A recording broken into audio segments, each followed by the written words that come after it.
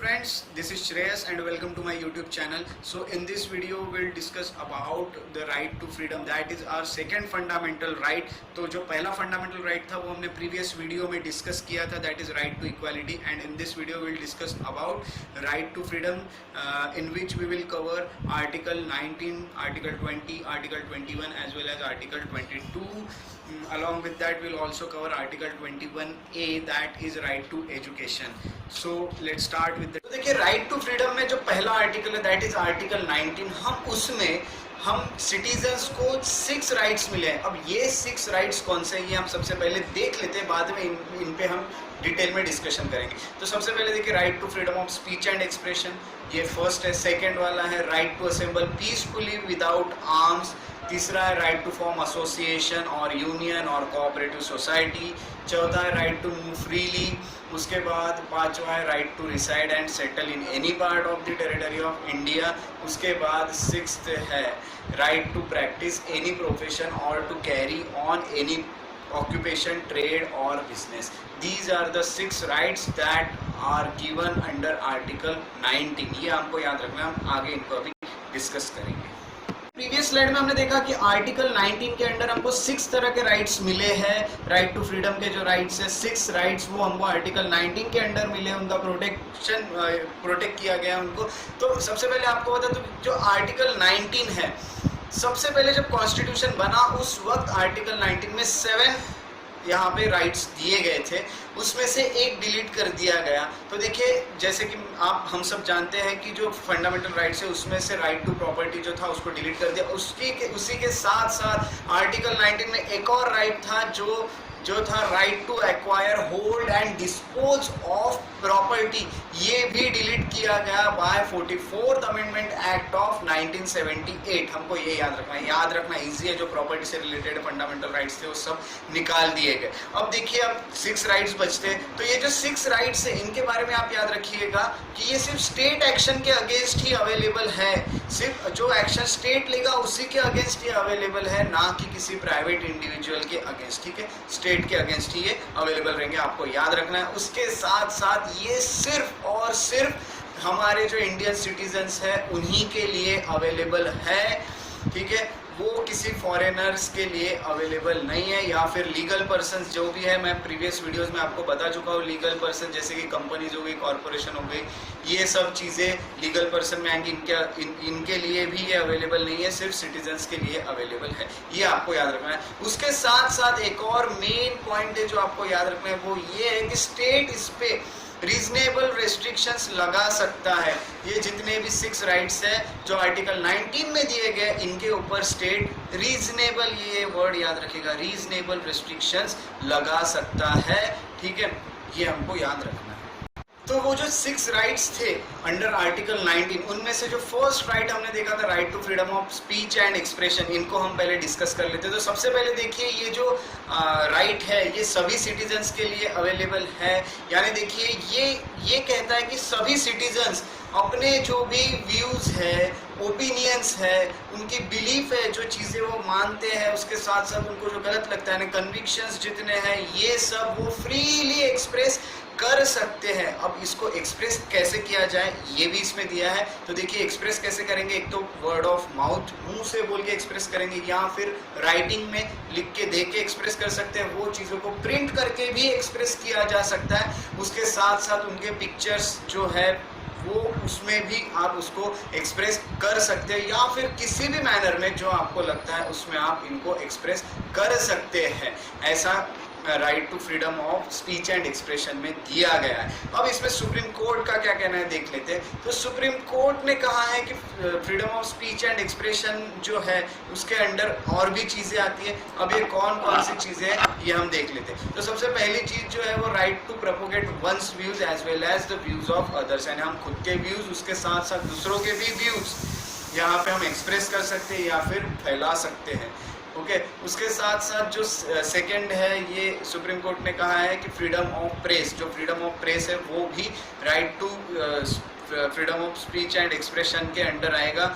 उसके साथ साथ फ्रीडम ऑफ कमर्शियल एडवर्टाइजमेंट. ठीक है, एडवर्टाइजमेंट जो भी है वो आप दे सकते हैं, उसका आपको फ्रीडम है.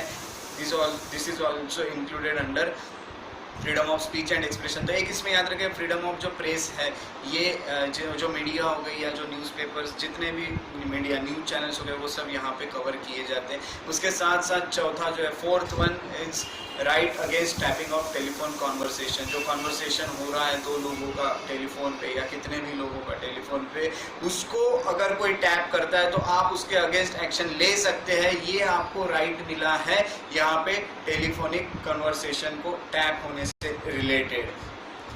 अब देखिए और भी जो राइट्स है वो है कि जैसे कि अगला जो इसके अंडर आता है आर्टिकल 19 के under, as per the supreme court, वो है राइट टू टेलीकास्ट। ठीक है, आप टेलीकास्ट कर सकते हैं, टीवी पे दिखा सकते हैं। इसमें गवर्नमेंट की कोई मोनोपॉली नहीं चलेगी, जो भी इलेक्ट्रॉनिक मीडिया है उस पर, ये आपको याद रखना है। उसके बाद वाला जो है वो राइट अगेंस्ट बंद। अब देखिए काफ़ी बार बंद, नागपुर बंद, मुंबई बंद, या फिर उसके साथ साथ दिल्ली बंद, ऐसा कुछ कुछ बंद यहाँ पे डिक्लेयर किए जाते हैं।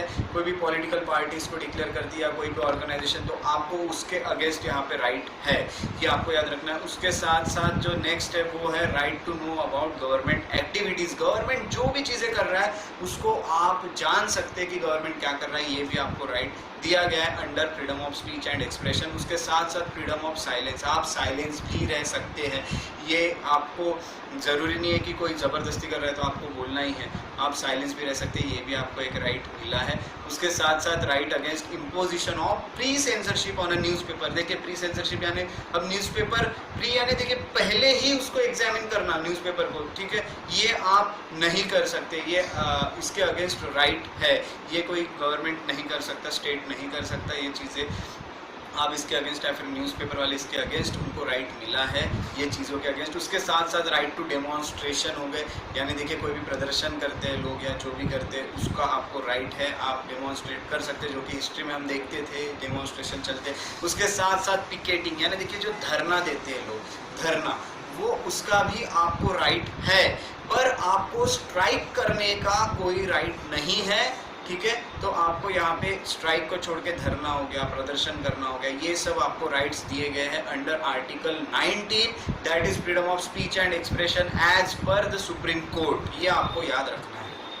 अब देखिए हमने जैसे कि पहले भी डिस्कस किया था कि स्टेट जो है कुछ रीजनेबल रेस्ट्रिक्शंस लगा सकता है ये सब राइट्स पे। तो देखते हैं कि freedom of speech and expression, जो कि आर्टिकल 19 के अंडर पहला राइट है, 6 में से जो पहला राइट है, right to freedom of expression, speech and expression, इस पे स्टेट कौन कौन से ग्राउंड्स पे रीजनेबल रेस्ट्रिक्शंस लगा सकता है। तो ये ग्राउंड्स में देखिए सबसे पहले सोवरेनिटी और इंटीग्रिटी ऑफ नेशन, अगर कुछ खराब होती है आपके कुछ एक्सप्रेस करने से, व्यूज एक्सप्रेस करने से, तो आप पे कुछ रीजनेबल रेस्ट्रिक्शंस लगाए जा सकते हैं। अब देखिए सोवरेनिटी और इंटीग्रिटी का क्या मीनिंग है, ये मैं पहले भी प्रीएम्बल ऑफ इंडिया का जो मेरा वीडियो है उसमें मैं डिस्कस कर चुका हूँ। अगर तो जो लोगों को इसमें प्रॉब्लम है वो मेरा प्रीएम्बल का वीडियो देख सकते हैं।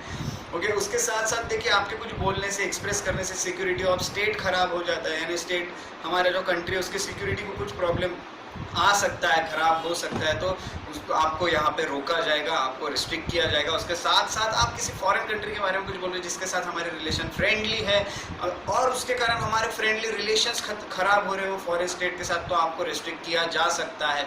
उसके साथ साथ पब्लिक ऑर्डर खराब हो रहा है, डिसेंसी हो गई, मॉरलिटी हो गई, ये सब चीज़ें, कोर्ट के सामने आप जाके कुछ भी एक्सप्रेस कर रहे हैं, कुछ भी अपने व्यूज़ दे रहे हैं, कुछ भी बोल रहे हैं, तो यहाँ पे और कोर्ट की इंसल्ट कर रहे हैं, तो आपको यहाँ पे कंटेम्प्ट ऑफ कोर्ट में भी, कोर्ट की इंसल्ट करना है ना, देखिए आप पे कंटेम्प्ट ऑफ कोर्ट लगेगा, तो यहाँ ये चीज़ों से भी आपको यहाँ पे रोका जा सकता है, यहाँ पे रिस्ट्रिक्शन लगाए जा सकते हैं। उसके साथ साथ डिफेमेशन है, देखिए मानहानि, जो हम कहते हैं किसी को इंसल्टिंग बोलना, यहाँ पे इस पे भी आपको रिस्ट्रिक्शन लगाए जा सकते हैं। उसके साथ साथ ऐसी चीज़ें जिससे ऑफेंस हो सकता है आपके कुछ व्यूज देने से या एक्सप्रेस करने से, तो आप पे यहाँ पे रिस्ट्रिक्शंस लगा सकता है स्टेट। इसी को कहते हैं reasonable restrictions on your right of freedom of speech and expression. So next right out of those 6 rights is right freedom of assembly. तो देखिए freedom of assembly में हमको right to assemble होने का right मिला है सभी citizens को, बट ये assembly peaceful होनी चाहिए। उसके साथ साथ arms carry नहीं कर सकते आप इस assembly में, तो without arms होनी चाहिए ये assembly, तो ये हमको याद रखना है। उसके साथ साथ इस assembly में आप इस right के थ्रू आप क्या क्या कर सकते हैं ये देखिए। तो सबसे पहले पब्लिक मीटिंग्स ले सकते हैं, ठीक है, आप मीटिंग्स ले सकते हैं। उसके साथ साथ डेमोन्स्ट्रेशन यानी प्रदर्शन कर सकते हैं किसी भी चीज़ का, अगर आपको कोई चीज़ के खिलाफ कुछ प्रदर्शन करना है तो पर ये पीसफुल या फिर विदाउट आर्म्स होना चाहिए। उसके साथ साथ कुछ मार्च, देखिए टेक आउट प्रोसेशन, यानी देखिए मार्चिंग कर सकते हैं या कुछ भी किसी चीज़ से रिलेटेड जो लोग मार्चिंग या जो भी जुलूस या जो भी आप करते हैं तो ये सब आप कर सकते हैं। उसके साथ साथ देखिए ये जितनी भी चीज़ें आप करोगे ये आपको याद रखना है, ये सब चीज़ें आप पब्लिक लैंड पे ही कर सकते हैं, जो पब्लिक लैंड है उस पे। और ये जो असेंबली है ये पीसफुल या फिर विदाउट आर्म्स होनी चाहिए, ठीक है, अनआर्म्ड या फिर पीसफुल होनी चाहिए। आपके पास कोई भी हथियार नहीं होना चाहिए इस असेंबली में और आपने पीसफुली ये सब करना चाहिए। देखिए यहाँ पे पब्लिक लैंड का मतलब है किसी की, देखिए आप किसी घर में जाके ये सब चीज़ें नहीं कर सकते या किसी भी प्राइवेट जगह पे जाके नहीं कर सकते, किसी के प्राइवेट जगह पे आपको पब्लिक लैंड पे ही करना है, ये आपको राइट मिला है।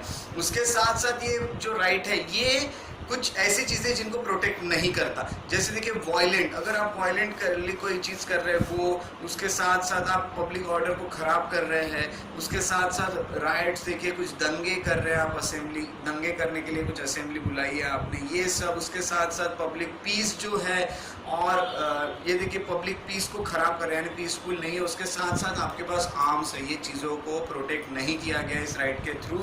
और एक चीज़ याद रखिएगा, ये राइट में राइट टू स्ट्राइक आपको नहीं मिला है, आप स्ट्राइक नहीं कर सकते, ओके। तो ये हुआ फ्रीडम ऑफ असेंबली। तो इस पे भी कुछ रिस्ट्रिक्शंस लगा सकता है स्टेट। अब देखते हैं स्टेट कौन से रीजनेबल रिस्ट्रिक्शन इस पे लगा सकता है। तो इस पे देखिए 2 ग्राउंड्स पे यहाँ पे रिस्ट्रिक्शंस लगाए जा सकते हैं। पहला ग्राउंड है sovereignty and integrity of India अगर खराब हो रहा है, ये इनके मीनिंग्स में भी पहले आपको बता चुका हूँ, प्रीएम्बल में मैंने डिस्कस कर चुका हूँ। तो ये जो है ये सोवरेनिटी और इंटीग्रिटी ऑफ इंडिया को खराब कर रहा है तो इस पे रिस्ट्रिक्शन लगा सकता है स्टेट। उसके साथ साथ जो भी पब्लिक ऑर्डर खराब हो रही है, यानी देखिए पब्लिक ऑर्डर में हो सकता है कि कुछ ट्रैफिक का प्रॉब्लम आ रहा है, आप इस तरह से असेंबल हुए तो ट्रैफिक में कुछ गड़बड़ हो रही है, जो भी हो रहा है, तो ये सब चीज़ों को लेके जो भी पब्लिक ऑर्डर है इनको लेके और सोवरेनिटी और इंटीग्रिटी ऑफ इंडिया को लेके यहाँ पे स्टेट रीजनेबल रिस्ट्रिक्शंस लगा सकता है, इम्पोज कर सकता है, ये आपको याद रखना है। So this is all about the freedom of assembly.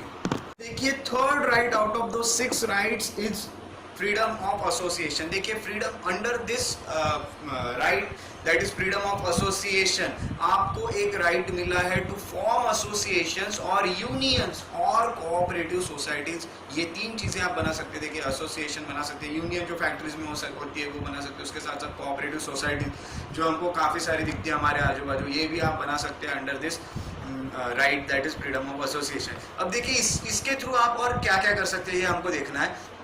तो इस राइट के थ्रू आप सबसे पहले कोई पॉलिटिकल पार्टीज बना सकते हैं। देखिए जब तक आप एसोसिएट नहीं होगे तो पॉलिटिकल पार्टीज नहीं बनेगी, इसलिए एसोसिएशन बहुत ज़रूरी है इंडिया में अगर पार्टीज नई फॉर्म करना है तो। उसके साथ साथ कंपनीज बना सकते हैं, उसके साथ साथ पार्टनरशिप फर्म्स बना सकते हैं। देखिए पार्टनरशिप में आप कुछ फर्म्स ओपन कर सकते हैं, उसके साथ साथ कुछ सोसाइटीज बना सकते हैं, एसोसिएट होके क्लब्स बना सकते हैं, ऑर्गेनाइजेशंस हो गई, ट्रेड यूनियंस हो गई, या फिर कोई भी बॉडी बना सकते हैं पर्सन्स की, आप कोई भी एक बॉडी बना दीजिए और एसोसिएट होके, तो ये यहाँ पे राइट इंक्लूडेड है इस फ्रीडम ऑफ एसोसिएशन के अंडर, ठीक है। और उसके साथ साथ एक और चीज बता दूं कि इसमें सिर्फ नया एसोसिएशन स्टार्ट करने का ही आपको राइट नहीं मिला है, तो आपको या फिर नया यूनियन या एसोसिएशन स्टार्ट करने का राइट नहीं मिला है, उसके साथ साथ आपको कोई भी एसोसिएशन या यूनियन कंटिन्यू करने का भी राइट मिला है। आप एसोसिएट होकर उस यूनियन या फिर उस एसोसिएशन को कंटिन्यू कर सकते हैं, ठीक है। उसके साथ साथ आप नया भी स्टार्ट कर सकते हैं, ये आपको इस फ्रीडम ऑफ एसोसिएशन के अंडर मिला है। अब देखिए हर चीज़ पे कुछ ना कुछ रीजनेबल रिस्ट्रिक्शंस लगाए जा सकते हैं स्टेट के थ्रू, तो इस पे भी कुछ रीजनेबल रिस्ट्रिक्शंस लगा सकते हैं स्टेट।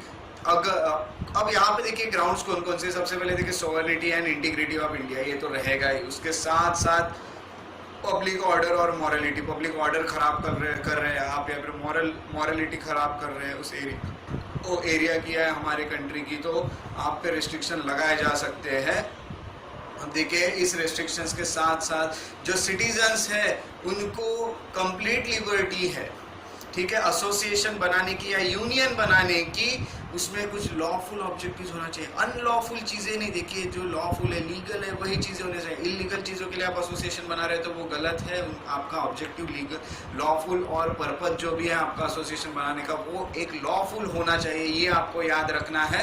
ये रेस्ट्रिक्ट, और जो आप पहले जो हमने रेस्ट्रिक्शन देखे उसके साथ साथ आपको कंप्लीट लिबर्टी है कोई भी एसोसिएशन या फिर यूनियन फॉर्म करने की। अब देखिए इसमें आपको एक चीज़ बता दूं कि राइट टू ऑब्टेन जो रिकॉग्निशन ऑफ एसोसिएशन है, देखिए यानी देखिए आपका जो एसोसिएशन है वो रिकॉग्नाइज होना चाहिए, आपके एसोसिएशन को एक रिकॉग्निशन मिलना चाहिए। ये राइट कोई फंडामेंटल राइट नहीं है, इसके अंडर कवर नहीं हुआ, ये आपको याद रखना है, ठीक है। फंडामेंटल राइट नहीं है, आपको रिकॉग्निशन मिलेगा आपके एसोसिएशन को। ये उसके साथ साथ सुप्रीम कोर्ट ने ये कहा है कि जो ट्रेड यूनियंस होते हैं, देखिए जो ट्रेड यूनियन होते हैं, यूनियन बनाए हुए होते हैं, तो उसमें यहाँ पे कोई गारंटीड राइट नहीं मिलेगा आपको कि आप बार्गेनिंग कर सके या फिर स्ट्राइक कर सके या फिर कोई कंपनी को बंद करने के आपने ये बना रखी है, तो आपको ये चीज़ें इसके अंडर कवर नहीं होगी, ऐसा सुप्रीम कोर्ट ने कहा है। राइट टू स्ट्राइक जो है वो कंट्रोल किया जाएगा इंडस्ट्रियल लॉ के अंडर, ना कि हमारे कॉन्स्टिट्यूशन में, ओके, या फंडामेंटल राइट्स के अंडर नहीं कवर किया जाएगा, इंडस्ट्रियल लॉ के अंडर रहेगा ये राइट टू स्ट्राइक। तो ये हमको याद रखना है कि सुप्रीम कोर्ट ने क्या कहा था, ठीक है। आप बार्गेनिंग और राइट टू स्ट्राइक रोकने के लिए ये कहा गया था ट्रेड यूनियन को कोई गारंटेड राइट, यानी ये राइट के अंडर ये ट्रेड यूनियन को ये चीज़ें नहीं मिली है, ये सुप्रीम कोर्ट का कहना है। So this is all about the freedom of association. ये जो फोर्थ राइट है out of those 6 rights under article 19 is freedom of movement. तो ये राइट के थ्रू हर एक सिटीजन, एवरी सिटीजन को ये फ्रीडम मिला है कि वो पूरे हमारी जितनी भी टेरिटरी है हमारे कंट्री की उसमें फ्रीली मूव हो सकता है, यहाँ से वहाँ आप जा सकते हैं। तो इसमें देखिए आप एक स्टेट से दूसरे स्टेट में भी जा सकते हैं फ्रीली, उसके साथ साथ अपने ही स्टेट, एक ही स्टेट में आप फ्रीली मूव भी कर सकते हैं। ये सब आपको फ्रीडम दिए गए हैं। तो ये फ्रीडम देने की आइडिया ये है कि सबके अंदर ये फीलिंग आना चाहिए कि इंडिया एक है, ठीक है, हम सब एक है, हम सब इंडियन है, ये फीलिंग आनी चाहिए सिटीजन्स में, ना कि ऐसी कि ये हमारा स्टेट है, ये आपका स्टेट है, हम अलग अलग है, नहीं, हम सब इंडियन है, ये फीलिंग आनी चाहिए। इसीलिए ये फ्रीडम ऑफ मूवमेंट यहाँ पे दिया गया। और इसका एक पर्पस ये है देने का कि नेशनल फीलिंग आनी चाहिए सबके अंदर, नेशनल फीलिंग यानी देखिए हम इंडियन हैं, ये फीलिंग आनी चाहिए सबके अंदर, नेशनल फीलिंग, ठीक है, ना कि हम महाराष्ट्रियन है या फिर हम गुजराती है या फिर जो भी है, ये सब फीलिंग आने से अच्छा आपके अंदर एक नेशनल फीलिंग आनी चाहिए। और पैरोकियालिज्म जो है वो फीलिंग आनी चाहिए। पैरोकियालिज्म यानी देखिए कि एक ही सेक्शन के लिए अगर आप कर रहे हैं, एक छोटे से सेक्शन के लिए, ये इसका पर्पस नहीं है कि इसको प्रमोट करना, ठीक है। पैरोकियालिज्म यानी एक ही स्मॉल सेक्शन के लिए करना, ये नहीं पूरे कंट्री के लिए करना, ये इसका पर्पस है, ओके। तो उसके साथ साथ मैं पहले भी बता चुका हूँ कि जो स्टेट है वो रीजनेबल रिस्ट्रिक्शंस लगा सकता है आपके ऊपर। तो ये जो है फ्रीडम ऑफ मूवमेंट, इसमें भी रीजनेबल रिस्ट्रिक्शंस कुछ लगाए जा सकते हैं स्टेट के थ्रू। यहाँ पे 2 ग्राउंड्स पे आप वो स्टेट यहाँ पे रिस्ट्रिक्शंस लगा सकता है। वो 2 ग्राउंड्स कौन से देख लेते हैं। सबसे पहला है इंटरेस्ट ऑफ जनरल पब्लिक, ठीक है, जनरल पब्लिक का जो इंटरेस्ट है उसके लिए, वो अगर ख़राब हो रहा है, जनरल पब्लिक का जितना भी ऑर्डर है ये सब ख़राब हो रहा है, तो यहाँ पे रिस्ट्रिक्शन लगा सकते हैं। उसके साथ साथ जो शेड्यूल्ड ट्राइब्स है उनका इंटरेस्ट प्रोटेक्ट करने के लिए यहाँ पे रिस्ट्रिक्शन लगा सकते हैं। अब कैसे, ये मैं आपको बताता हूँ। देखिए कोई भी आउटसाइडर अगर ट्राइबल एरिया में जाता है, ठीक है, उसके साथ साथ वहाँ पे उसके ऊपर रिस्ट्रिक्शन नहीं लगाया है अगर, तो उनका जो कल्चर है, उनकी लैंग्वेज है, उनके कस्टम्स है, कुछ उनके कस्टम्स बहुत पुराने होते हैं और उनका जितना भी ये चीज़ें, ये सब खराब हो सकती है अगर कोई वहाँ पे जाता है। तो उनका देखिए कल्चर भी मेंटेन करना है हमको, उनकी लैंग्वेजेस भी अच्छे से रखना है, सेफ गार्ड करना है। तो ये सब चीज़ों को मेंटेन करने के लिए यहाँ पे रिस्ट्रिक्शन लगा सकता है स्टेट। उसके साथ साथ देखिए उनके जो ट्रेडिशनल वोकेशन यानी उनका जो ट्रेडिशन चला आ रहा है, उसके साथ साथ जो उनकी प्रॉपर्टीज़ है, ये सब पे अगर कोई जाता है तो ये चीज़ों पे रिस्ट्रिक्शन लगा सकते हैं। इसमें मैं आपको ये बता दूं कि देखिए अगर किसी की प्रॉपर्टी वहाँ पे आप घुस रहे हो तो आपके ऊपर यहाँ पे रिस्ट्रिक्शन लगा सकते हैं, ठीक है। तो इसीलिए ये चीज़ें यहाँ पे अलाउड नहीं है, ये आपको याद रखना है। इसमें रीजनेबल रिस्ट्रिक्शन लगा सकते हैं। इसका एक एग्जाम्पल मैं आपको देता हूँ। देखिए जैसे अंडमान निकोबार आप जाते हैं तो कुछ एरियाज ऐसे हैं जहाँ पे नॉर्मल लोगों को जाना अलाउड नहीं है, रिस्ट्रिक्ट किया गया है मूव करना, क्योंकि वहाँ पे कुछ शेड्यूल्ड ट्राइब्स, देखिए कुछ ट्राइबल लोग रहते हैं, उनके जो ट्रेडिशन है वो थोड़ा अलग है, डिफरेंट है, थोड़े पुराने हैं, तो ये चीज़ें वो डिस्टर्ब नहीं होनी चाहिए, इसीलिए हमने वहाँ पे रिस्ट्रिक्शन लगाए हुए हैं। तो this is all about the freedom of movement. देखते हैं कि सुप्रीम कोर्ट का क्या कहना था ये right to freedom of movement के ऊपर। तो इसमें सुप्रीम कोर्ट ने ये कहा कि ये जो फ्रीडम ऑफ मूवमेंट है इसमें देखिए जो प्रोस्टिट्यूट्स होती है उनको रिस्ट्रिक्ट किया जा सकता है on ground of public health, ठीक है। इस पे या फिर पब्लिक मॉरल्स, देखिए मॉरल्स थोड़े खराब हो रहे हैं या फिर पब्लिक हेल्थ खराब हो रही है इनके मूवमेंट से, प्रोस्टिट्यूट्स के, तो इनको यहाँ पे रिस्ट्रिक्ट किया जा सकता है। तो इसमें देखिए बॉम्बे हाई कोर्ट ने ये भी वैलिड कर दिया कि जो पर्सन अफेक्टेड है एड्स से, जो एड्स के पीड़ित लोग हैं उनका भी मूवमेंट आप रिस्ट्रिक्ट कर सकते हो, ऐसा बॉम्बे हाई कोर्ट ने कहा था। और सुप्रीम कोर्ट ने यहाँ पे मूवमेंट ऑफ प्रोस्टिट्यूट जो है ये रिस्ट्रिक्ट कर सकते हैं पब्लिक हेल्थ और फिर पब्लिक मॉरल्स के ग्राउंड पे, ये सुप्रीम कोर्ट ने कहा था। अब देखिए इसके बाद जो फ्रीडम ऑफ मूवमेंट है उसके दो डायमेंशंस हमको दिखते हैं। देखिए एक होता है इंटरनल डायमेंशन और एक होता है एक्सटर्नल डायमेंशन। इंटरनल डायमेंशन यानी आप कंट्री के कंट्री में मूव कर रहे हैं, एक्सटर्नल यानी आप कहीं पे जा रहे हो बाहर, हमारे कंट्री से बाहर जा रहे हैं, अपने कंट्री से आप बाहर जा रहे हो और उसके साथ उसके बाद लौट के अपने कंट्री में आ रहे हो। तो इस वक्त आपको क्या कहा, यहाँ पे क्या कहा गया, जो आर्टिकल 19 है ये सिर्फ पहला डायमेंशन यहाँ पे प्रोटेक्ट करता है। पहला डायमेंशन है कंट्री के अंदर ही आप मूव कर रहे हो, वो यहाँ पे कवर किया गया है, ये वो यहाँ पे प्रोटेक्ट किया गया अंडर आर्टिकल 19। जो सेकेंड डायमेंशन है जो कि कहता है कि आप कंट्री से बाहर जा सकते हो फिर लौट के वापस भी आ सकते हो, ये कवर किया गया है, ये यहाँ ये दिया गया आपको अंडर आर्टिकल 21 को हम आगे डिस्कस करेंगे। 21 में जो है right to life and personal liberty, आपकी पर्सनल लिबर्टी, आप किसी कंट्री के बाहर जाके किसी दूसरे कंट्री में जाके वापस इंडिया में आ सकते हो, ये 21 में कवर किया गया है। पर ये जो है कंट्री में मूव करने का, हमारे with in the territory move करने का, ये आपको आर्टिकल 19 में दिया गया है जो कि फ्रीडम ऑफ मूवमेंट है।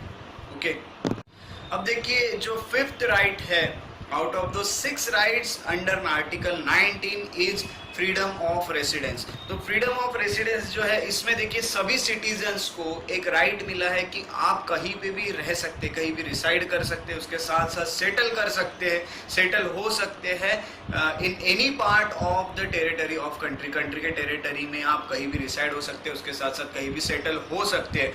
अब ये राइट के दो पार्ट है। पहला पार्ट ये है कि आप कहीं भी रिसाइड हो सकते हैं टेम्पररीली, आप टेम्पररी वहाँ पे रह रहे हो फिर वापस कहीं पे और मूव कर रहे हो। और दूसरा जो पार्ट है वो ये है कि आप सेटल हो सकते हो वो पार्ट में कंट्री के, यानी आप अपना घर बना सकते हो, वही के डोमिसाइल भी हो सकते हो वही प्लेस के परमानेंटली, ठीक है। तो एक था टेम्पररीली रिसाइड होना, एक है परमानेंटली रिसाइड होना। परमानेंटली यानी आप वहाँ के डोमिसाइल हो जाओगे, उसके साथ साथ आपका घर ये सब आप सेटअप कर सकते हो। तो ये दो पार्ट्स ये फ्रीडम ऑफ रेसिडेंस के अंदर आए हुए हैं। तो इसमें देखिए एक और चीज़ मैं आपको बता दूं कि ये जो राइट है ये इसीलिए रखा गया, right to freedom of residence, कहीं भी आप रिसाइड कर सकते हैं, इसीलिए रखा गया है कि जितने भी इंटरनल बैरियर्स हैं हमारे कंट्री में चलते हैं कि देखिए स्टेट और स्टेट में झगड़े हो रहे हैं, अलग अलग स्टेट के लोगों में झगड़े हो रहे हैं, ना कि हम एक, हमारे अंदर फीलिंग नहीं आएगी कि हम एक नेशन के लोग हैं। तो ये जो नेशनलिज्म की फीलिंग है ये हमारे अंदर आना चाहिए, ना कि हम स्टेट में अलग अलग पार्ट में रह के एक दूसरे से झगड़ रहे हैं, ये नहीं होना चाहिए। इसीलिए ये फ्रीडम ऑफ रेसिडेंस यहाँ पे दिया गया है। और उसके साथ साथ एक चीज़ हमको अवॉइड करनी है वो नैरो माइंडेडनेस, जैसे मैंने बताया था पिछले स्लाइड में, पैरोकियलिज्म जो है वो हमको यहाँ पे अवॉइड करना है, वो हमको नैरो माइंडेडनेस यहाँ पे नहीं दिखना है। इसीलिए हमने यहाँ पे फ्रीडम ऑफ रेसिडेंस हमको यहाँ पे दिया गया है अंडर आर्टिकल 19, ठीक है। अब देखिए जैसे कि हम पहले से डिस्कस करते आ रहे हैं कि हर एक जितने भी राइट्स है उसके ऊपर रेस्ट्रिक्शंस लगाए गए हैं, रीजनेबल रेस्ट्रिक्शंस लगा सकता है स्टेट। तो यहाँ पे देखिए इसके ऊपर कौन से रेस्ट्रिक्शंस लगा सकता है, इसमें 2 ग्राउंड्स में वो on 2 grounds reasonable restriction can be impose by state. देखिए अब वो 2 ग्राउंड्स कौन से देख लेते हैं। सबसे पहले in the interest of general public के इंटरेस्ट में देखिए लगा सकते हैं, उसके साथ साथ protection of interest of any scheduled tribes, यहाँ भी वही है। देखिए आप जो मूवमेंट वाला था उस वही यहाँ पे सेम चीज़, वही रेस्ट्रिक्शंस यहाँ लगाए जाएंगे। क्यों, देखिए शेड्यूल्ड ट्राइब का वो मैं आपको पिछले स्लाइड में बता चुका हूँ। इसीलिए देखिए आप कहीं भी जाके रह नहीं सकते, उनका जो कल्चर है वो खराब हो सकता है, इससे वो सब हमको सेफगार्ड करना है और ट्रेडिशनल सेफगार्ड करने हैं। देखिए इसमें सुप्रीम कोर्ट का क्या कहना है ये हम देख लेते हैं। तो सुप्रीम कोर्ट ने ये कहा है कि सर्टेन एरियाज, कुछ एरियाज ऐसे हैं जहाँ पे सर्टेन कुछ काइंड ऑफ पीपल जो है, पर्सन है, इनको यहाँ पे रिस्ट्रिक्ट किया जा सकता है, उनको बैन किया जा सकता है। वो लोग जैसे कि प्रोस्टिट्यूट्स हो गए या फिर हैबिचुअल ऑफेंडर्स हो गए, यानी जो हमेशा ऑफेंस कर रहे हैं, हमेशा क्राइम करने वाले लोग हैं, उनको कुछ सर्टेन एरियाज ऐसे जहाँ पे बैन किया जा सकता है, तो वो इस आर्टिकल में उनको रिस्ट्रिक्शन लगाए जा सकते हैं, ओके, उनके राइट पे। उसके साथ साथ देखिए ये जो ऊपर हमने जो जितनी भी चीज़ें देखी, इससे ये समझ रहे हैं कि जैसे मैंने आपको पहले भी बताया कि जो राइट टू रेसिडेंस और राइट टू मूवमेंट है, इसमें देखिए रेस्ट्रिक्शंस भी सेम थे, उसके साथ साथ काफ़ी सारे प्रोविजन भी सेम। तो इससे ये समझता है कि ये दोनों ओवरलैप कर रहे हैं काफ़ी सारे एक्सटेंट में, ये हमको दिखता है कि काफ़ी सारे इसमें ये सेम है। तो यहाँ पे आपको याद रखना है कि राइट टू रेसिडेंट और राइट टू मूवमेंट ये ओवरलैप करते हैं कुछ एक्सटेंट में। देखिए जो 6th राइट है, out of the 6 rights the last right is under article 19 is freedom of profession. तो देखिए फ्रीडम ऑफ प्रोफेशन में देखिए ये सिंपल है कि देखिए जितने भी सिटीजन्स हैं वो सबको राइट दिया गया है, कोई भी प्रोफेशन या फिर कोई भी ऑक्यूपेशन या कोई भी ट्रेड हो गया, बिजनेस हो गया, ये सब आप प्रैक्टिस कर सकते हैं कोई भी, ये आपको यहाँ पे राइट दिया गया है हर सिटीजन्स को। अब देखिए ये राइट ऐसा है कि आपको यहाँ पूरे जितने भी मीन्स ऑफ अर्निंग है आपके, इसमें जितनी भी आप अर्न कर रहे हैं ये सब यहाँ पे कवर किए गए हैं। ये थोड़ा वाइड है, ठीक है। उसके साथ साथ देखिए अभी जैसे हम देखते हैं कि हर एक राइट पे कुछ रिस्ट्रिक्शंस लगाए गए हैं, तो यहाँ पे भी कुछ स्टेट ने कुछ रीजनेबल रिस्ट्रिक्शंस लगा सकता है स्टेट। तो ये जो है ये एक ग्राउंड है, वो है interest of general public, public के इंटरेस्ट पे यहाँ पे रीजनेबल रिस्ट्रिक्शंस लगा सकते हैं। उसके साथ साथ देखिए जो स्टेट है उसको और कुछ पावर मिली है रिस्ट्रिक्शंस को। तो देखिए वो कुछ देखिए ऐसे प्रोफेशनल हो गए, टेक्निकल क्वालिफिकेशन हो गए, ये ज़रूरी रहते हैं कभी कभी। कोई प्रोफेशन आपको अगर प्रैक्टिस करना है तो उसके लिए देखिए कुछ प्रोफेशंस में या फिर किसी ऑक्यूपेशन में, ट्रेड में या बिजनेस में आपको कुछ टेक्निकल क्वालिफिकेशंस भी होना ज़रूरी है, तभी तो कुछ टेक्निक से रिलेटेड है, टेक्निकल नॉलेज से रिलेटेड है, तो आपको होना चाहिए।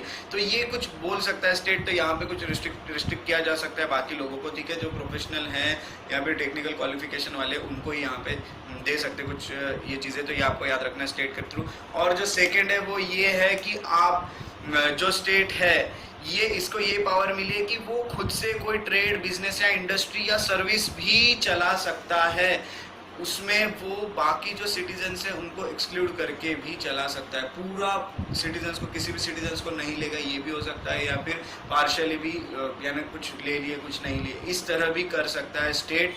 ये स्टेट के पास 2 पावर्स दिए गए हैं। सो this is about the right of profession. पिछले स्लाइड में देखा था कि स्टेट ऐसे कुछ कैरी ऑन कर सकता है, ऐसे कुछ ट्रेडिशन या फिर कुछ बिजनेस या फिर जितना भी ये है इंडस्ट्रीज है। तो यहाँ पे जो है हमको ये देखना है कि ये जब स्टेट करता है तो इसके ऊपर कोई ऑब्जेक्शन नहीं ले सकते हम। यानी देखिए उस खुद के मोनोपोली पे कर रहा है, ठीक है, स्टेट की पूरी मोनोपोली इसमें चल सकती है, वो सिटीजन्स को नहीं लेना है या लेना है, या फिर सिटीजन ने कोई खोल रखा है, यानी कोई भी ट्रेड या फिर कोई भी बिजनेस या फिर कोई भी ऑक्यूपेशन, उसके कंपटीशन में भी स्टेट यहाँ पे अपनी चीज़ें कैरी ऑन कर सकता है उसके कंपटीशन में। तो ये आपको याद रखना, इस पे आप कोई रिस्ट्रिक्शन नहीं ले सकते और स्टेट को भी जस्टिफाई करने की कोई ज़रूरत नहीं, यहाँ खुद की मोनोपोली, ठीक है। उसके साथ साथ एक चीज़ आपको याद रखना है कि ये जो राइट है इसके अंडर जो देखिए प्रोफेशन या बिजनेस हो गए, ट्रेड हो गया, ऑक्यूपेशन हो गया, जो इमोरल है, जैसा ट्रैफिकिंग इन वुमेन ट्रैफिकिंग होती है, चिल्ड्रन की ट्रैफिक, ये सब चीज़ें, या फिर डेंजरस कुछ ऑक्यूपेशंस हो गए, कुछ बिजनेस हो गए, जैसे हार्मफुल ड्रग्स बेचना, एक्सप्लोजिव्स हो गए, ये सब इसके अंडर नहीं आएंगे, ये राइट के अंडर इंक्लूडेड नहीं है। इनके ऊपर ऑफ एब्सोल्यूट प्रोहिबिशन लगा सकता है स्टेट, और इनको रेगुलेट भी कर सकता है थ्रू लाइसेंसिंग। अगर कोई ऐसा काम कर रहा है तो उसको लाइसेंस देके ऐसा काम, उसके ऊपर लाइसेंस का भी ये रख सकते हैं हम, एक कंडीशन रख सकते हैं। तो ये चीज़ें आपको याद रखनी है कि यहाँ पे स्टेट प्रोहिबिट कर सकता है ऐसे चीज़ों को, अगर वो जो है ऑक्यूपेशन, ट्रेड, बिजनेस जो भी है वो सब ऐसे कुछ चीज़ों से, इमोरल चीज़ों से रिलेटेड है। तो slides we covered that article 19 of Indian constitution. तो अब हम जो स्टार्ट करेंगे, now we will start with article 20। तो आर्टिकल 20 ये कहता है कि protection in respect of conviction of offences, ये याद रखिएगा, ठीक है, protection in respect of conviction for offences, this is under article 20। तो देखिए आर्टिकल 20 हमको प्रोटेक्शन देता है against arbitrary and excessive punishment. जो एक्यूज पर्सन है उसको, वो सिटीजन भी रहा तो भी चलेगा, या फिर वो फॉरेनर रहा तो भी चलेगा, या कोई लीगल पर्सन है उस पर भी ये सब अप्लाई होगा।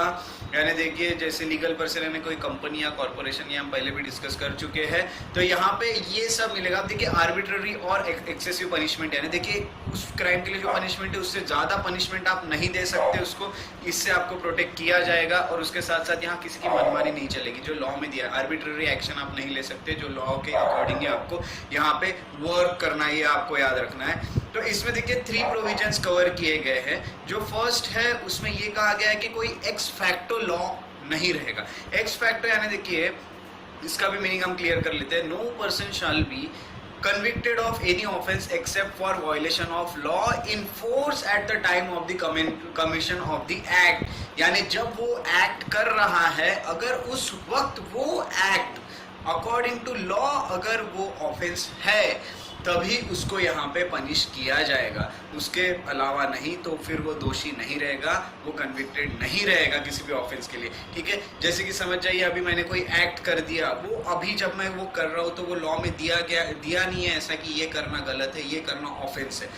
और अगर कल जाके एक नया लॉ आ जाता है और जो मैंने एक्ट किया था अभी, वो उसको अगर वो बना देते हैं कि ये जो एक्ट है ये एक ऑफेंस कहलाएगा, तो मैंने उसके पहले किया हुआ वो है जो एक्ट है उसके लिए मुझे अभी जो अगर लॉ बदलता है तो उसके लिए मुझे कन्विक्टेड नहीं, यहाँ पे मुझे दोषी नहीं पाया जाएगा। ठीक है, ये आपको याद रखना। इसी का मतलब है no ex post facto law.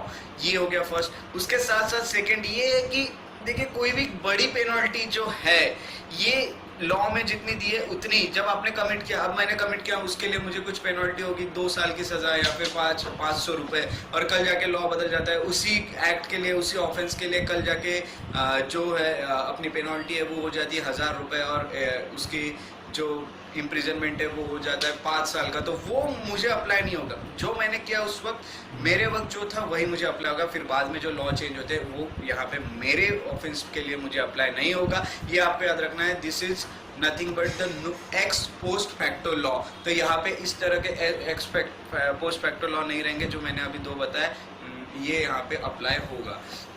उसके साथ साथ देखिए जो नेक्स्ट चीज़ बताई गई है 3 में से, उसमें जो नेक्स्ट है उसमें ये कहा गया है कि नो डबल जियोपार्डी। ठीक है, यानी देखिए कि आपको एक ही क्राइम के लिए, एक ही ऑफेंस के लिए एक से ज़्यादा बार, ठीक है, आपको पनिश नहीं किया जाएगा। देखिए अभी जैसा मैंने कोई ऑफेंस कमिट कर दिया तो मुझे उस ऑफेंस के लिए यहाँ पे पनिशमेंट मिल चुकी है, तो वापस से वही ऑफेंस के लिए, वही सेम ऑफेंस के लिए, ठीक है, उसके लिए मुझे और सज़ा नहीं मिलेगी आगे, जो मिल चुकी है वही सज़ा फाइनल रहेगी। यानी देखिए इसमें मैं आपको एक बता दूं कि सेम ऑफेंस यानी एक ही। अब मैंने अगर समझिए कोई ऑफेंस किया है उसके लिए मुझे पनिश किया गया है तो वो ठीक है, उसके बाद अगर मैं वो ऑफेंस वापस से करता हूँ अगली बार तो फिर मुझे सज़ा हो सकती है। पर वही ऑफेंस के लिए जो मैंने पहले किया था उसके लिए, जैसा मैं जेल में हूँ, मैं बाहर आ गया, फिर वापस वही ऑफेंस के लिए मुझे अंदर डाला, तो ये चीज़ें यहाँ पे नहीं चलेगी, आपको याद रखना है। तो इसीलिए यहाँ पे नो डबल जियोपार्डी, यानी एक ही ऑफेंस के लिए एक से ज़्यादा बार यहाँ पे आपको सज़ा नहीं होगी, यानी या पनिश नहीं किया जाएगा।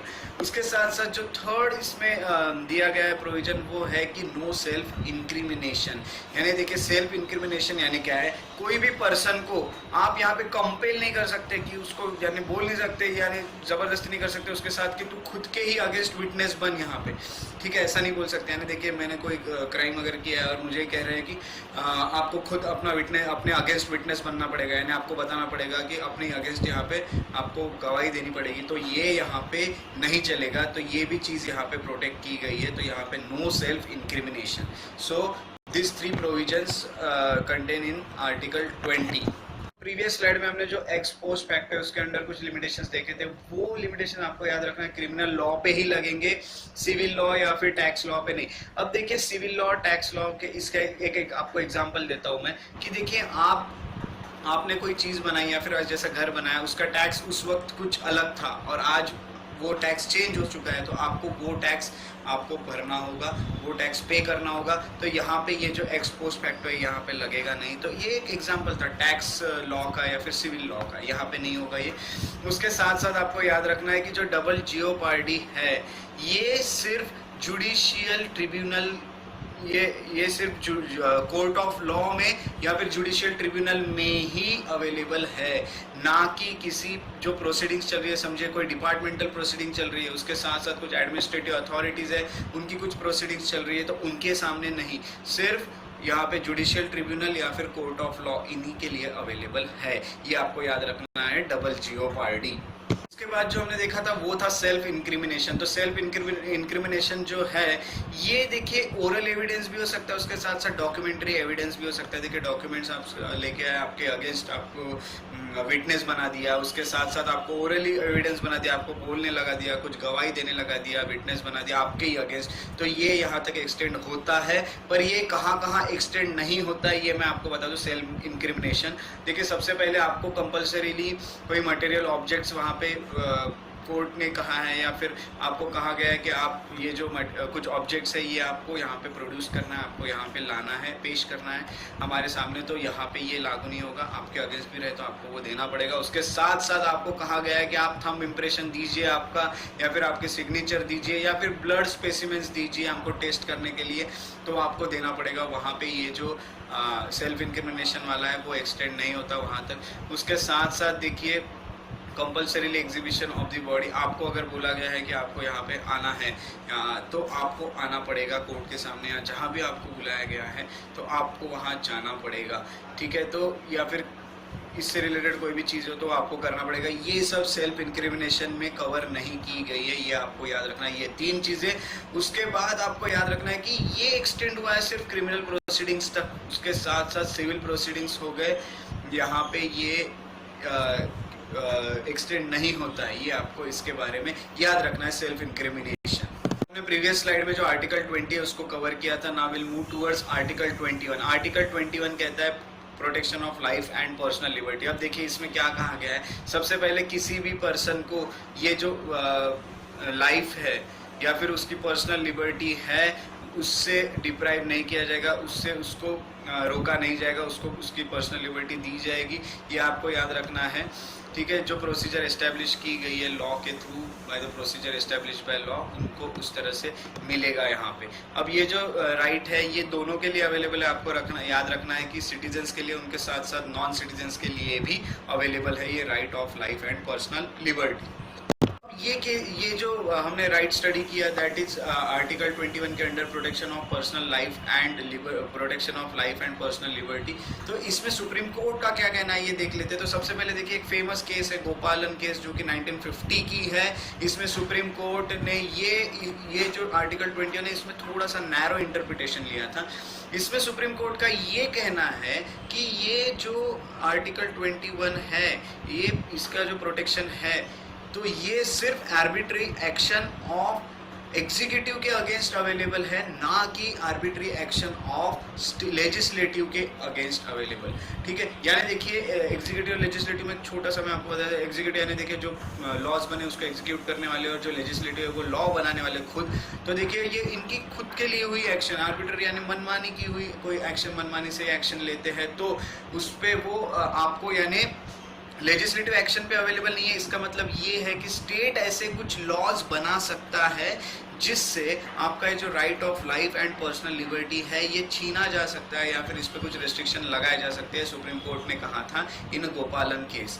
अब यहाँ पे एक चीज़ है, अब यहाँ पे ऐसा कोई लॉ बन गया तो आप इसका जो वैलिडिटी है ये लॉ अनरीजनेबल है, अनफेयर है, अनजस्ट है, इसके ऊपर इसकी वैलिडिटी को क्वेश्चन नहीं कर सकते ऐसे लॉ के। आपको याद रखना है ये चीज़। उसके बाद एक और केस सुप्रीम कोर्ट के सामने है, वो थी मेनका केस। तो देखिए मेनका गांधी केस जो 1978 की है, वहाँ पे सुप्रीम कोर्ट ने खुद का ही जजमेंट जो था उसको ओवर रूल किया जो कि उन्होंने गोपालन केस में दिया था।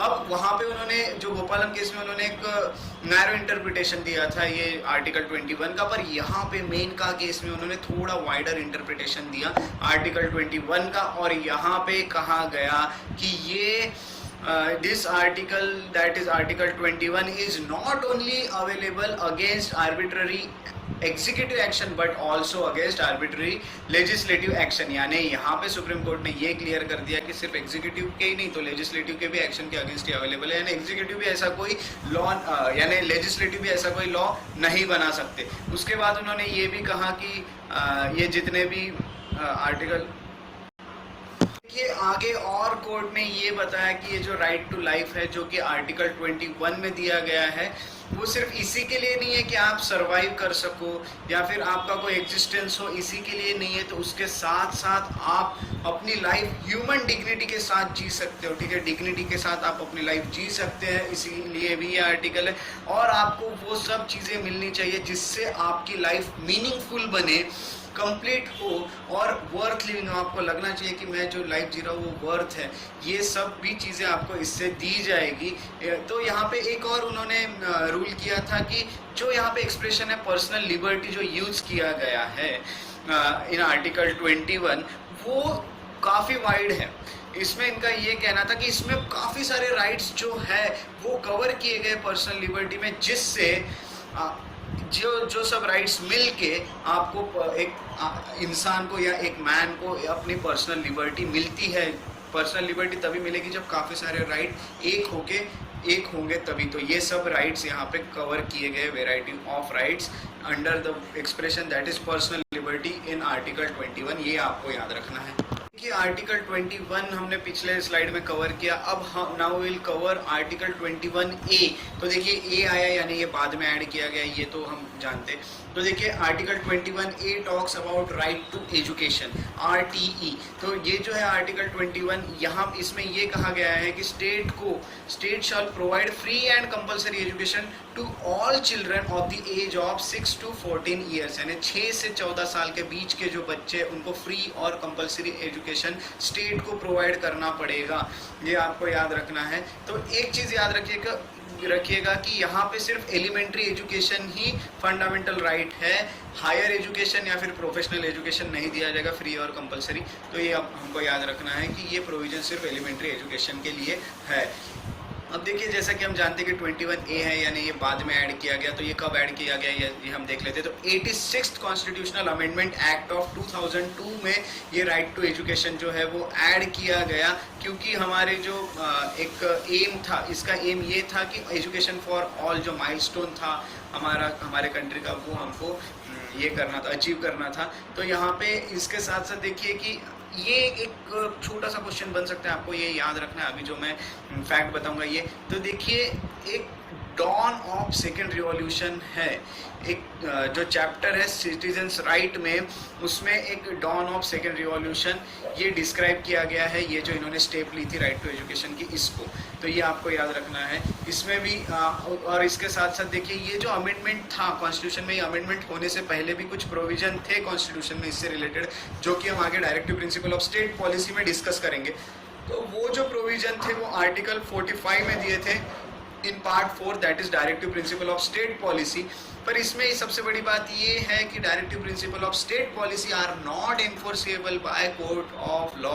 यानी जो कोर्ट्स है ये इसमें इंटरवीन नहीं कर सकते ये चीज़ों को लेके, इनके जैसा कुछ एनफोर्समेंट के लिए या वायलेशन के लिए। तो यहाँ पे अब इसको जब यहाँ पे 21A में डाला गया तो अब ये जो है डायरेक्टिव प्रिंसिपल में होते हुए एनफोर्सेबल नहीं था, पर अब ये डालने के बाद इसमें जुडिशियरी जो है वो इंटरवीन कर सकती है, क्योंकि वो एनफोर्सेबल बाय कोर्ट हो चुका है, क्योंकि ये fundamental right that is article 21 में ऐड किया गया है राइट टू एजुकेशन। ये हमें याद रखना है।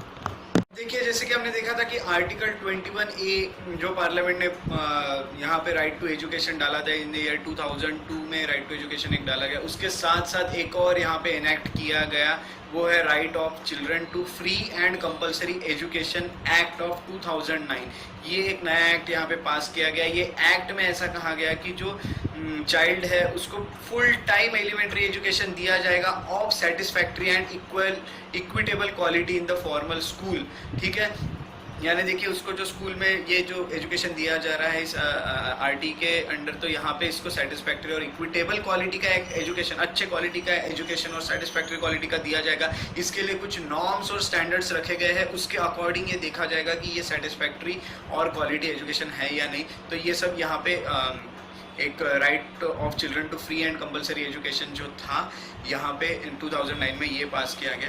अब ये जो लेजिस्लेशन है यहाँ, अब देखिए हमको देखिए इक्वालिटी की, जैसे हमारे कुछ वैल्यूज़ है ये हमको यहाँ पे इस्टेब्लिश करना है, जैसे इक्वालिटी हो गई, सोशल जस्टिस हो गई, डेमोक्रेसी हो गई, creation of just and human society, अच्छी एक सोसाइटी बनाना, इक्वालिटी। तो ये सब चीज़ें अचीव करने के लिए हम एक एलिमेंट्री एजुकेशन सबको प्रोवाइड करना हमको ज़रूरी है, तभी हम ये सब अचीव कर सकते हैं सब चीज़ें। इसीलिए यहाँ पे ये एक नई चीज़ लाई गई। तो ये सब इसके लिए फुल टाइम और क्वालिटी एजुकेशन ज़रूरी है।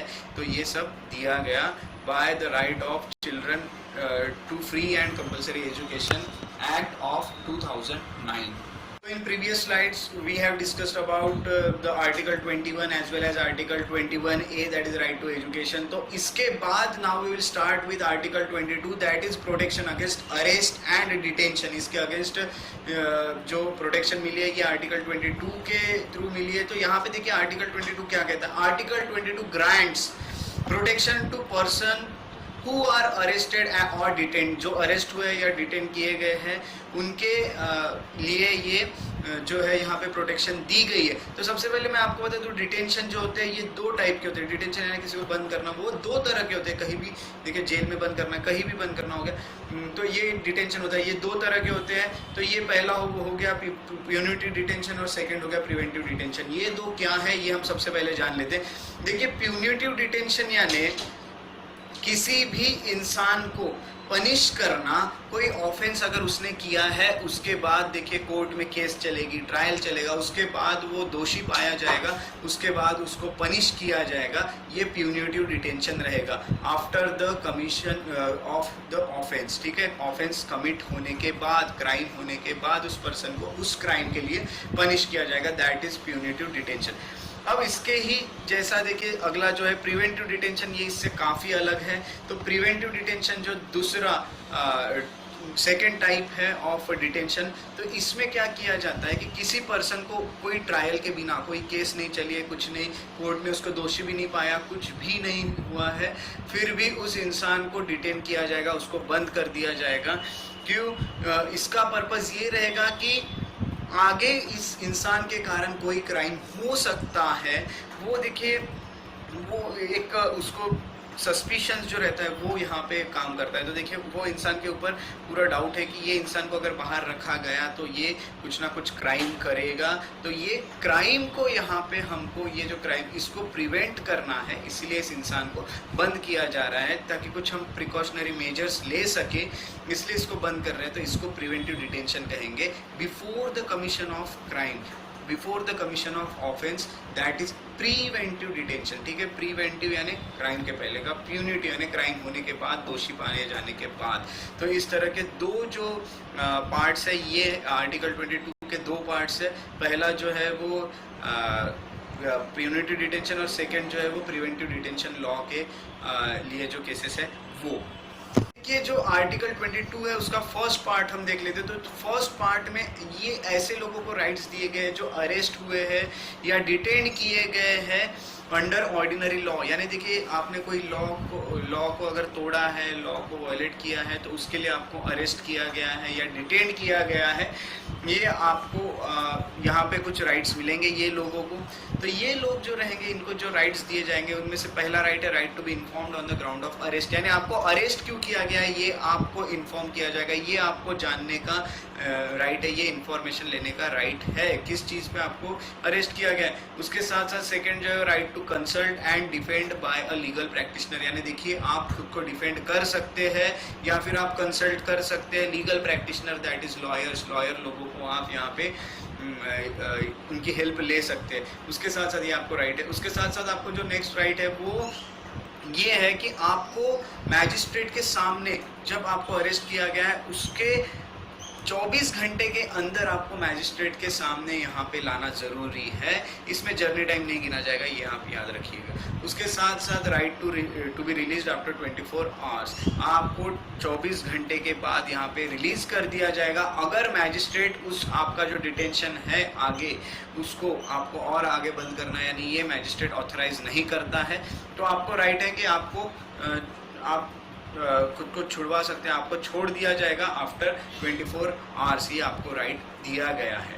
ठीक है, अब एक चीज़ याद रखिएगा, ये जो सेफगार्ड्स है ये अवेलेबल नहीं है एलियन या फिर पर्सन जो अरेस्ट हुए हैं या डिटेंड हुए हैं अंडर प्रिवेंटिव डिटेंशन लॉ। आपको याद रखना है, प्रिवेंटिव डिटेंशन वाले, उसके साथ साथ एलियंस, ये लोगों के लिए नहीं है, ये सिर्फ सिटीजन्स जो हैं हमारे उन्हीं के लिए अवेलेबल है, ये याद रखना है। अब सुप्रीम कोर्ट ने एक चीज़ यहाँ पे एक रूल किया था, उन्होंने ये बताया कि अरेस्ट एंड डिटेंशन है जो पहला पार्ट है आर्टिकल 22 का, ये देखिए कोर्ट अगर ऑर्डर देता है या सिविल अरेस्ट है या फिर इनकम टैक्स कोई पे नहीं कर रहा है उसके लिए उसको लाया गया है, या फिर तो ये सब चीज़ों में यहाँ पे ये कवर नहीं किया जाएगा अंडर आर्टिकल 22।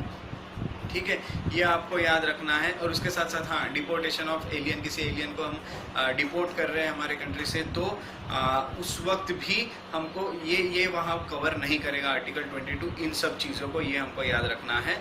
ये सिर्फ क्रिमिनल एक्ट के लिए, उसके साथ साथ क्वाजी क्रिमिनल, यानी जो पूरी तरह क्रिमिनल नहीं है पर क्रिमिनल है वो, या फिर क्रिमिनल है जो, या फिर जो पब्लिक इंटरेस्ट में है जो चीज़ें, उनके लिए ये अप्लाई होगा सिर्फ, ये आपको याद रखना है आर्टिकल 22।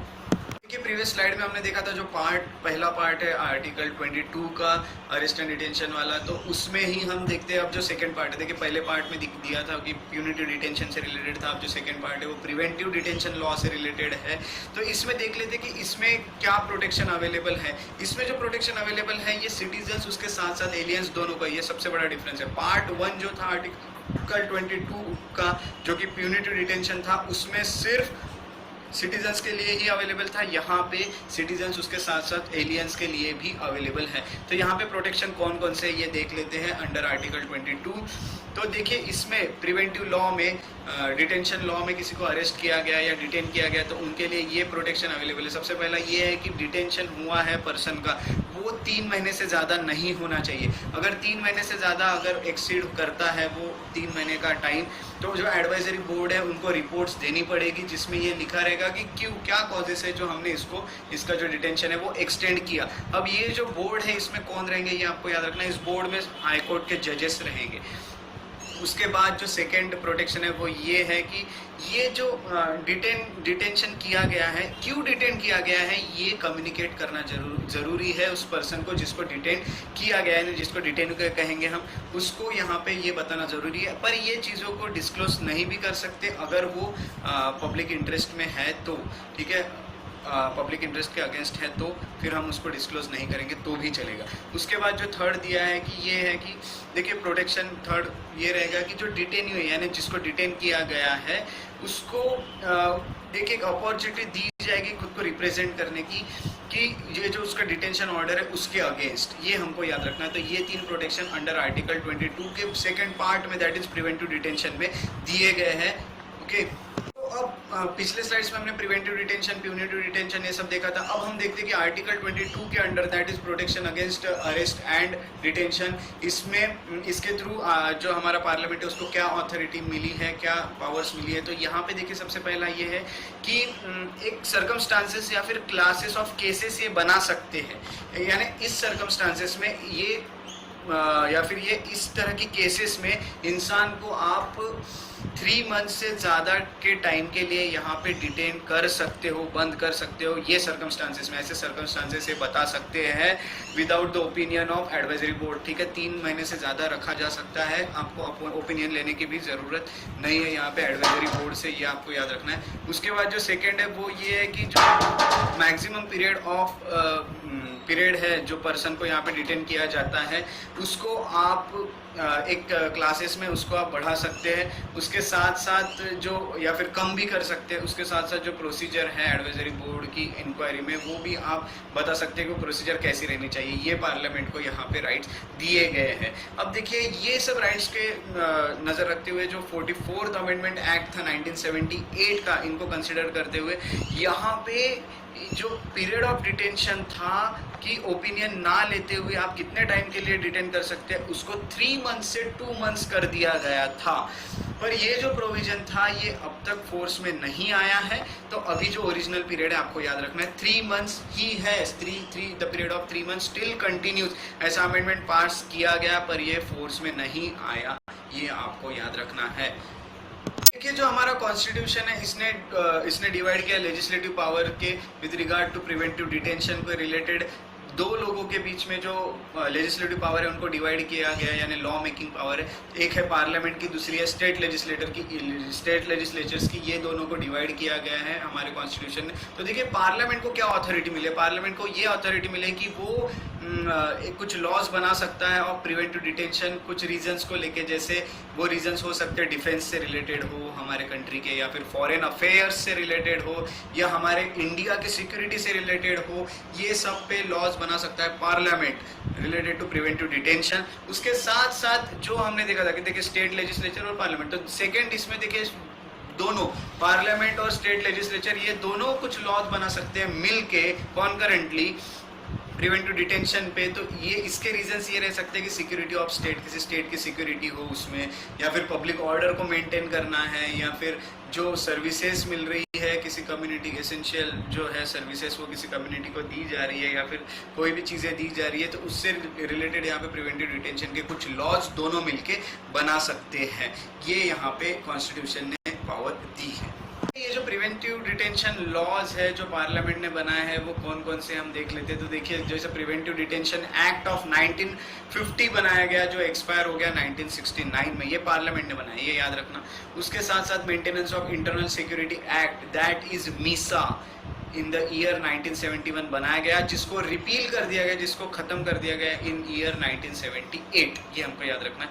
उसके बाद थर्ड जो बनाया था conservation of foreign exchange and prevention of smuggling activities act, ठीक है, जिसको कोफे पोसा कहा जाता है, that is in the year 1974 में ये बनाया गया, ठीक है, conservation of foreign exchange and prevention of smuggling activities act of 1974। उसके बाद जो फोर्थ एक्ट है वो है national security act, that is NASA, in 1980 में बनाया गया।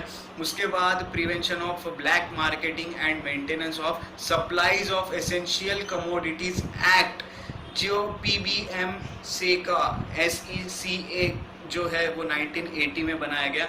उसके साथ साथ terrorist and disruptive activities prevention act काफ़ी फेमस है, 1985 में बनाया गया, जिसको टाड़ा कहा जाता है। ये जो टाड़ा है ये बनाया गया, जिसको रिपील कर दिया गया 1955 में, ये याद रखना है, ta-da got repealed in 1995, that is terrorist and disruptive activities act of 1985। उसके बाद जो बनाया गया 6th वाला वो है prevention of illicit traffic in narcotic drugs and psychotropic substances act, that is PITNDPSA, ये बनाया गया 1988 में। उसके बाद एक और है जो बनाया गया prevention of terrorism act of 2002, ये भी काफ़ी इंपॉर्टेंट है, काफ़ी बार सुनने में आता है, जिसको पोटा कहा जाता है, prevention of terrorism act of 2002। इसको रिपील कर दिया गया 2004 में, इसको ख़त्म कर दिया गया। ये कुछ एक्ट्स थे जो पार्लियामेंट ने प्रिवेंटिव डिटेंशन को लेके बनाए थे। This is all about the second fundamental right given in our constitution, that is right to freedom, in which we have covered article 19, 20, 21 and 22. उसके साथ साथ आर्टिकल 21A भी हमने कवर किया, that is right to education. I hope you like it, and if you like it, do like, share and subscribe to my YouTube channel. Thank you.